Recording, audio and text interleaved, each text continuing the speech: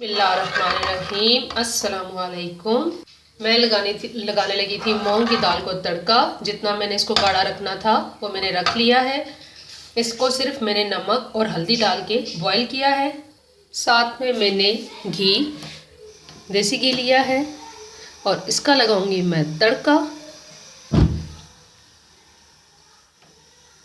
दाल को सिर्फ नमक और हल्दी डाल के बॉईल किया, देखिए कितना अच्छा कलर आया है। अब घी में हम शामिल करेंगे लहसुन और अदरक पिसा हुआ। बिल्कुल सिंपल सा और आसान वाला तड़का है जो मैं आपके साथ शेयर करना चाह रही थी।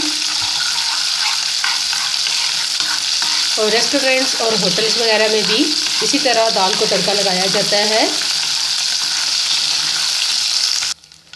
लाइट सा लहसुन को कलर आने देंगे। साथ में मैं इसमें शामिल करूंगी ज़ीरा और तड़का चला जाएगा दाल में।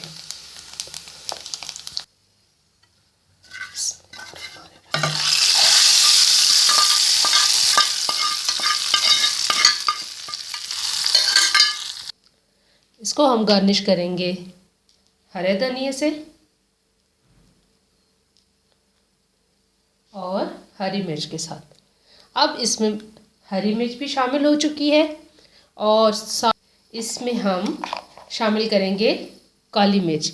इस दाल में सुर्ख मिर्च नहीं जाएगी क्योंकि ये सिंपल दाल, इसको सिर्फ और सिर्फ सिंपल हम दाल बॉईल की थी ना, हमने इसमें कोई मिर्च नहीं डाली थी। आप इसमें सिर्फ इस टाइम पे काली मिर्च डालें, टेस्ट के ऊपर भी डिपेंड करता है, लेकिन थोड़ी सी खुशबू के लिए इस टाइम पे जाएगी। अगर आपको खाते हुए ज़रूरत हो तो आप फिर भी शामिल कर सकते हैं।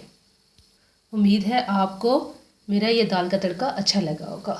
अगर मेरी वीडियो अच्छी लगे तो प्लीज़ मेरे चैनल को लाइक और सब्सक्राइब और फ्रेंड एंड फैमिली मेम्बर के साथ ज़रूर शेयर कीजिएगा। देखने का शुक्रिया। जज़ाकल्लाह।